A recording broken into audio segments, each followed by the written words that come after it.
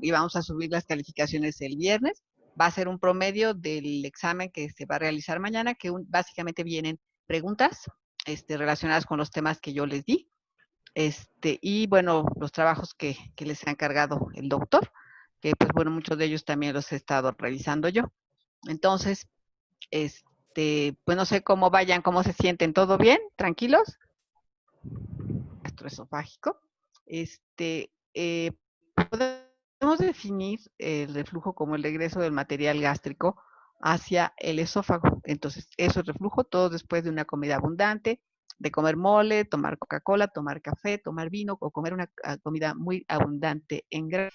Podemos tener cierto grado de reflujo fisiológico o cuando nos movilizamos o realizamos alguna actividad física inmediatamente después. Existe lo que se llama reflujo fisiológico y hay lo que se llama reflujo patológico. Entonces, cuando ya hablamos de reflujo patológico, estamos hablando de lo que sería enfermedad por reflujo gastroesofágico y ahorita vamos a ver a qué se refiere esto. Entonces, ¿cuáles van a ser las diferencias o qué características tiene el reflujo generalmente postprandial? Los 4 meses de edad se va a resolver de manera espontánea entre los 2 y los 18 meses. No se acompaña de complicaciones. El paciente tiene una ganancia ponderal a nivel de la unión cardioyatal, ¿sí? No va a tener repercusiones, en Estados Unidos le llaman el vomitador feliz. Entonces, mientras esté ganando peso adecuadamente, mientras el niño tenga irritabilidad o manifestaciones de complicaciones, pues ahí el problema pues, es tratar de convencer a los papás, pero no requiere realización de pruebas diagnósticas, ¿ver? Y solo pues requiere una vigilancia clínica sostenida, o sea, si el reflujo fisiológico se prolonga más allá del tiempo o si se empieza a acompañar de manifestaciones clínicas, entonces ya no está evolucionando hacia un reflujo fisiológico, sino hacia uno patológico. ¿Cuál es la diferencia? Bueno, decíamos que el otro era esporádico, aquí vamos a tener que el reflujo patológico va a ser abundante, fácil y frecuente. Supera la capacidad defensiva de la mucosa esofágica, por lo tanto el paciente va a tener esofagitis, o sea, va a haber quemadura de la mucosa. Al haber quemadura de la mucosa se acompaña de síntomas y además se puede acompañar de repercusiones clínicas. Puede haber afectación de la curva ponderal, puede haber complicaciones en otros aparatos y sistemas y se puede acompañar de complicaciones como puede ser la esofagitis o la estenosis esofágica, que eso sí es una complicación tardía, que significa que el paciente estuvo sintomático por mucho tiempo y no fue adecuadamente diagnosticado. Entonces, estas son algunas de las características del reflujo patológico. Entonces, decíamos que las manifestaciones clínicas bueno, van a ser de varios tipos. A veces puede haber manifestaciones extra gastrointestinales, pero las gastrointestinales, el vómito y la regurgitación van a representar el 90% de las manifestaciones clínicas. O sea, casi todos los pacientes tienen vómito y regurgitación, pero hay pacientes que no vomitan y tienen reflujo y hay pacientes que vomitan y no tienen reflujo, pueden vomitar por alguna otra razón. Puede haber pirosis, dolor retroesternal y hematemesis en casos más severos. Sin embargo, en un niño pequeño, en un bebé, la pirosis, el dolor retroesternal se va a manifestar por alteraciones en la conducta como marcada sin causa aparente. Entonces, estas serían algunas de las tienen ninguna manifestación gastrointestinal y tienen muchas respiratorias. Las altas se llaman manifestaciones otorrinolaringológicas y esto se le llama síndrome de Cherry. Entonces, estas son disfonía, infecciones respiratorias de repetición y todas las itis, faringitis, sinusitis, otitis y laringitis. Entonces, hay que tener todo esto presente o asma de difícil control o neumonías de repetición. En niños pequeños generalmente son neumonías por aspiración. Hay pacientes que nunca tienen ninguna manifestación gastrointestinal y tienen todas las respiratorias y la tos crónica dentro de su abordaje diagnóstico siempre se debe considerar como una posibilidad la enfermedad por reflujo gastroesofágico.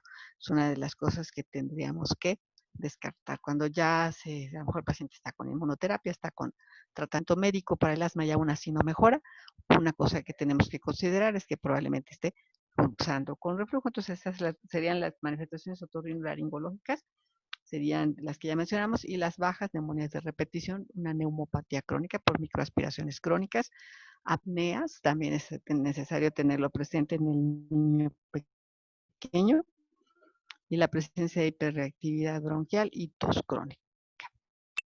Puede haber los síntomas que se han llamado generales, que son desnutrición y falla, que son lo que decíamos la irritabilidad, los trastornos de sueño y el signo de Sandifer, que es que el niño hiperextiende el cuello hacia atrás, como si tuviera opistótonos, en un mecanismo de defensa, tratando de elongar el esófago a fin de evitar que el material refluido alcance las vías respiratorias. Bueno,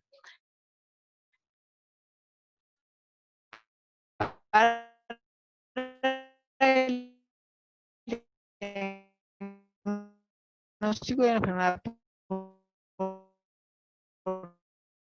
reflujo tenemos muchos métodos diagnósticos, lo cual significa que cada uno nos da información diferente o fiable, pero la utilidad que tiene es que es el estándar de oro para la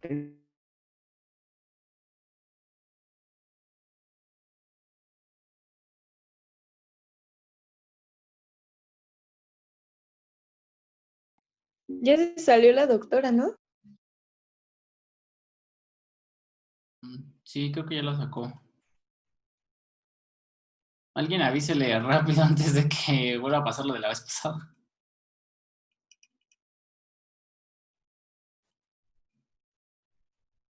¿No se Sí, escucha? sí la escuchamos, doctora, pero ahorita se escucha un poco cortada. Le cerró la presentación también. A ver, espérame tantito, permítanme. Y el vaciamiento gástrico retardado es un factor fisiopatogénico para favorecer el reflujo, y también cuando se pide una placa tardía que se realiza a las 24 horas, nos permite detectar la presencia de episodios de broncoaspiración. El estudio gamagráfico no nos sirve para nada para ver anormalidades anatómicas, porque ahorita lo van a ver.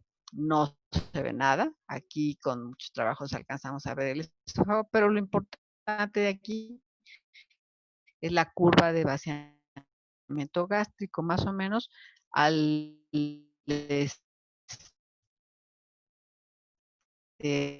la hora, el paciente debe haber vaciado del volumen que se le dio a tomar. Entonces, esto también es importante, porque cuando el paciente tiene terapéuticas, porque si el paciente se va a someter a cirugía antirreflujo, pero además tiene retardo en el vaciamiento gástrico, se tiene que hacer una piloroplastia, además de la cirugía antirreflujo. Otro estudio importante para el diagnóstico de la enfermedad por reflujo gastroesofágico es la endoscopía, que básicamente va a ser útil para detectar la presencia de complicaciones como esofagitis, estenosis esofágica o algunas cosas de este tipo, pero debe ser el primer estudio en aquellos pacientes que cursan con disfagia o hematemesis. Además de lo que a simple vista el que está realizando la endoscopía puede observar, se puede tomar una biopsia para estudio histopatológico que nos permite detectar el grado de daño de la mucosa esofágico, porque 30 a 50% de los pacientes que tienen mucosa endoscópicamente normal, cuando se realiza el estudio histopatológico sí se ve cierto grado mayor o menor de esofagitis. Otro estudio que hasta el momento todavía se considera el estándar de oro, pero que ahora se asocia a otro, es la pHimetría. Sin embargo, no se le va a hacer a todos los pacientes. Es un estudio en donde se coloca un catéter que se coloca por arriba del esfínter esofágico inferior, y va a estar detectando el número de eventos de reflujo, cuánto duran, cuánto tiempo el pH está por abajo de 4, si los eventos de reflujo se asocian con las manifestaciones clínicas, si son durante el sueño, si son postprandiales. O sea, nos da mucha información, pero este estudio únicamente se debe realizar en aquellos pacientes que tienen síntomas de reflujo, pero que no han evolucionado adecuadamente con el tratamiento médico correcto para ayudarnos a hacer un diagnóstico diferencial. También sirve para establecer la relación entre la presencia de manifestaciones clínicas extradigestivas y la presencia de un evento de reflujo. O sea, por ejemplo, hubo un evento de reflujo y el paciente después presenta broncoespasmo, por ejemplo. También sirve para ver la eficacia del tratamiento, ya sea médico o quirúrgico, y está indicado en pacientes con apneas o pausas respiratorias, en pacientes que hayan tenido ya un evento de casi muerte súbita, que esto sucede sobre todo en los niños pequeños, en asma, refractaria al tratamiento o en aquellos pacientes que tienen manifestaciones otorrinolaringológicas que no se han aclarado por alguna otra razón. También el ultrasonido tiene una buena sensibilidad del 65%, permite ver un patrón de ecos brillantes con microburbujas durante los episodios de reflujo.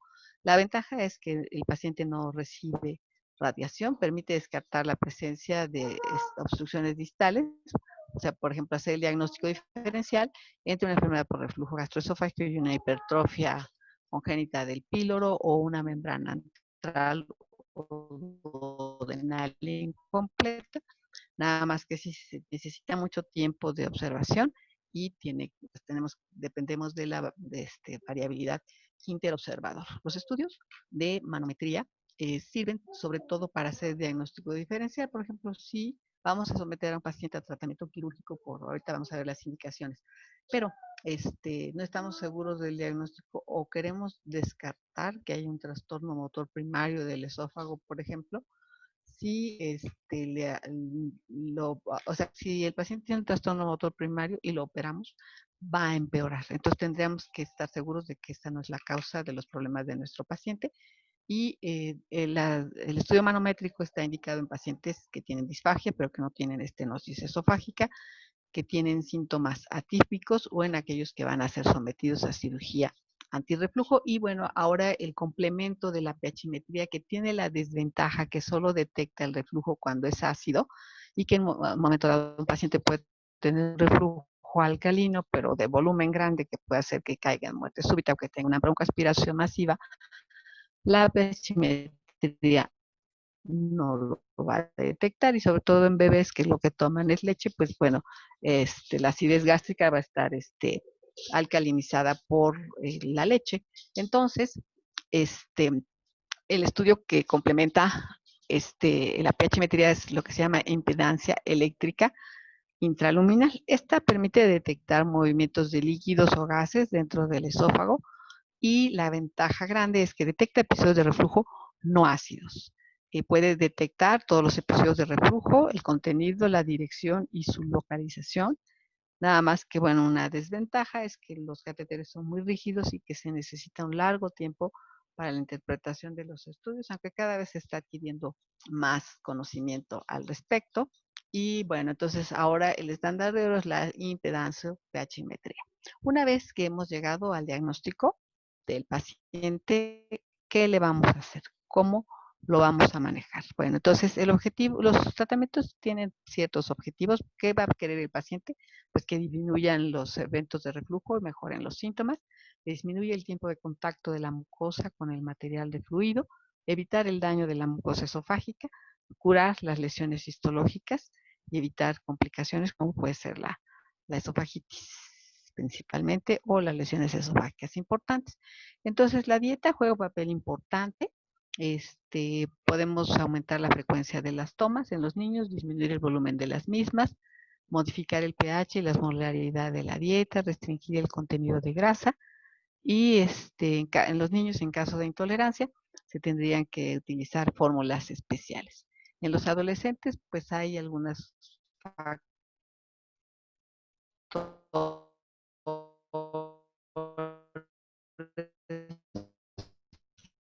favorecedores de las manifestaciones clínicas, como el tabaco o el alcohol, lo cual se debe evitar, las de los quimioreceptores, ácidos, los cítricos, el tomate, el chicle. Todo esto puede favorecer los síntomas, entonces son de las cosas que se deben evitar, que es pues, lo que tienen todos los alimentos chatarrita, ¿verdad? Bueno, entonces, ¿qué se debe por qué hay que evitar la grasa? Porque provoca un retardo en el vaciamiento gástrico. Los alimentos ácidos y condimentados, porque son los quimiorreceptores y aumentan los síntomas. Las bebidas con cafeína, porque disminuyen la presión del esfínter esofágico inferior, al igual que el té, la menta y el chocolate. Y se recomiendan las comidas pequeñas y frecuentes porque disminuyen la sobredistensión gástrica. Y bueno, que se beban pequeñas cantidades de líquido durante las comidas. También no se debe hacer una siesta o alguna actividad física inmediatamente después de las comidas porque favorece los episodios de reflujo y se recomienda durante el sueño elevar la cabecera de la cama a 30 grados porque favorece el vaciamiento gástrico y previene los episodios de reflujo. Antirreflujo, que tiene la característica de que son preespesadas con un cereal, que al llegar al estómago se vuelve como una gelatina, que es más difícil que se esté refluyendo. Se mantiene el equilibrio de los nutrientes y generalmente se le agregan derivados de la celulosa o harinas de diferentes cereales, entonces que son nutricionalmente completas, que pueden disminuir los episodios de llanto, el número de eventos de reflujo y de regurgitaciones. Sin embargo, pues una de las desventajas que dicen que pueden tener estas fórmulas es que no modifican el índice de reflujos ácidos y lo más importante es que retardan el vaciamiento gástrico y que pueden hacer más lento también el aclaramiento esofágico. Pero bueno, en general se ve que sí ha habido buenos resultados en el manejo de este tipo de pacientes con fórmulas antirreflujo.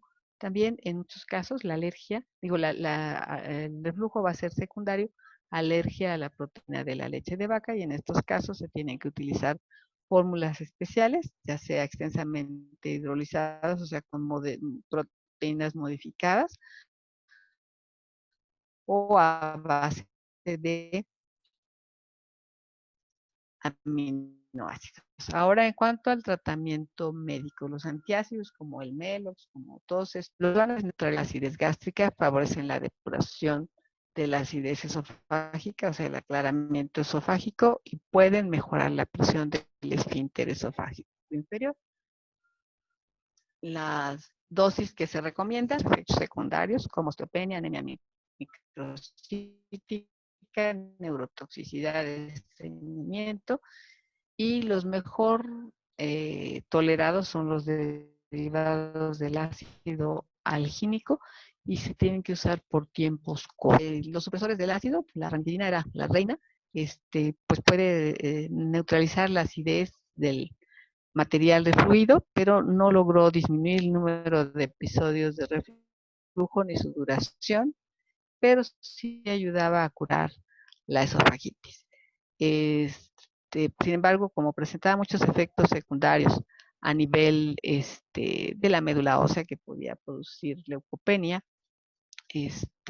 o los pólipos gástricos con el uso prolongado, infecciones respiratorias por desequilibrio de la flora saprófita, o taquifilaxia, que se necesitaban cada vez dosis más altas del medicamento para lograr los mismos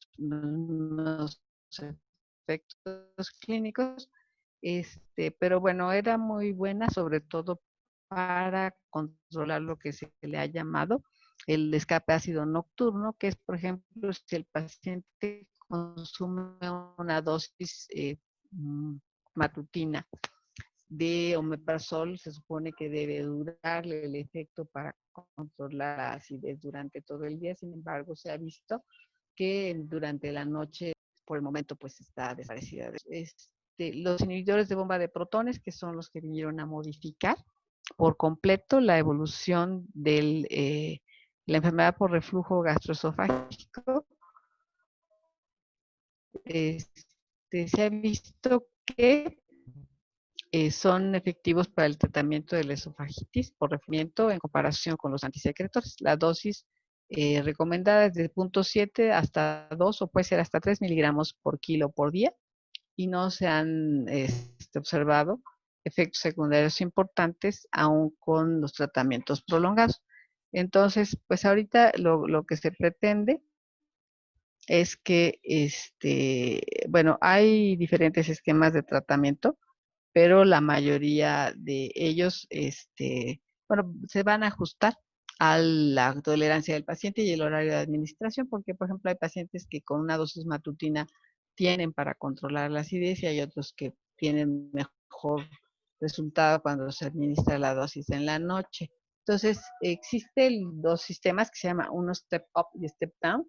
El step down significa que empecemos con dosis muy elevadas y dependiendo de la respuesta clínica del paciente se van disminuyendo. Y el step up es que al contrario, que se empiece con dosis más bajas y que se vayan incrementando de acuerdo a la evolución del paciente. En general, pues no se debe mezclar el inhibidor de bomba de protones con los alimentos y pues se recomienda una dosis única en la mañana, pero hay pacientes que responden mejor, decíamos, en la noche o bien fraccionando la dosis total, dar la mitad en la mañana, la mitad en la noche. Entonces, ¿qué efectos vamos a lograr con el uso de inhibidores de bomba? Los síntomas se curan en el 74 al 80% de los casos. La esofagitis en el 90%, 80% a las 4 semanas de tratamiento y a las 8 semanas el 100% ya se curó por completo la esofagitis. Si continuamos con el tratamiento, mantienen la remisión el 80% de los pacientes.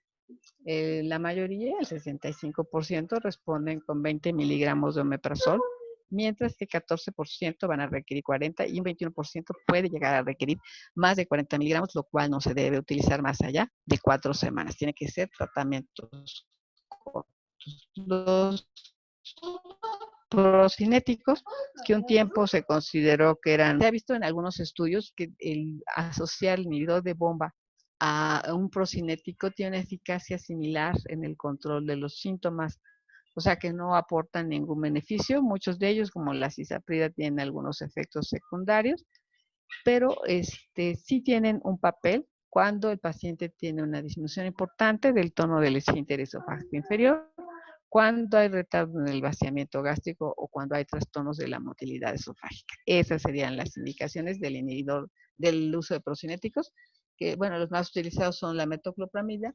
los derivados o parientes de la cisaprida, como la cisaprida, la clevoprida y la domperidona. ¿A quién se le debe dar la sintomatología? No requiere ni estudios complementarios ni otro tipo de tratamiento más que medidas generales, como la posición al dormir, elevar la cabecera de la cama, a veces se le puede poner una sillita porta bebé y convencer a los papás de que los síntomas van a desaparecer entre los 12 y los 18 meses de edad. Si tenemos un niño, ¿sí me escuchas? Sí, doctora, sí se escucha. Sí. Bueno, ok. Entonces, vamos a suponer que tenemos un niño que tiene entre 18 y 24 meses. Tiene vómitos recurrentes, casi a ganancia ponderal, pero a veces en ese, lo primero que podríamos intentar es una fórmula especial, o una fórmula pesada, que serían las fórmulas antirreflujo, pero si se asocia a pérdida de peso, irritabilidad, trastornos de sueño o problemas respiratorios, entonces sí hay que dar un inhibidor de bomba de protones que se puede dar a dosis de 1 miligramo por kilo por día durante 4 semanas. Esto se le llama prueba de supresión ácida y si la respuesta es positiva significa que los síntomas del paciente pues, son secundarios y hay que implementar el tratamiento. Si después de 2 a 3 pruebas de supresión ácida, entonces sí ya requeriría a lo mejor estudios complementarios, como los que ya hablamos de los estudios de imagen, pero en algunos casos impedancia o pH-metría y o si tenemos ya un niño de 2 años con vómitos, regurgitaciones recurrentes, pero que no tiene otros síntomas acompañantes, pero que o presenta pirosis o disfagia, o que tiene síntomas respiratorios. Se puede iniciar también la prueba de supresión ácida y inicialmente no se requieren pruebas complementarias. En caso de que después de 2 a 3 semanas de la prueba de supresión ácida no haya mejoría, entonces estamos obligados a la realización de pruebas diagnósticas.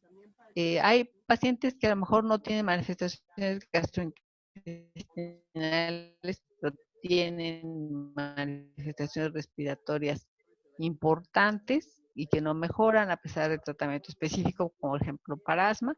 Entonces, en estos pacientes estaría indicada la realización de estudios complementarios como endoscopía y impedanciopeachimetría.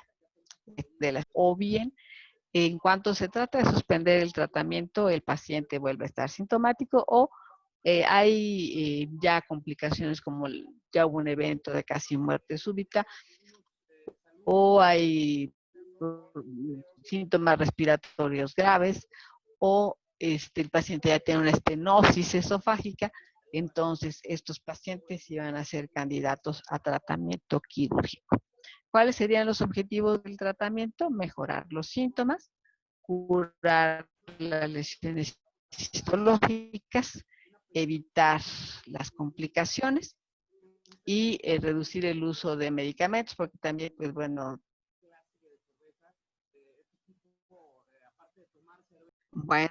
ya se ve otra vez, ya casi vamos a terminar. Entonces, estos serían los objetivos del tratamiento quirúrgico. Hay pacientes que hasta han estado tratamientos 10 años con omeprazol, con las consecuencias, puede afectar la función hepática, puede producir osteoporosis importante. Entonces, las indicaciones del tratamiento quirúrgico serían falla al tratamiento médico, la necesidad de tomar medicación en forma permanente, las manifestaciones respiratorias graves, claramente relacionadas a la enfermedad por reflujo, el esófago de Barrett, en algunos casos que, bueno, dijimos que eso era controvertido y que en realidad el tratamiento quirúrgico no modificaba la evolución del esófago de Barrett, entonces esta la podríamos quitar.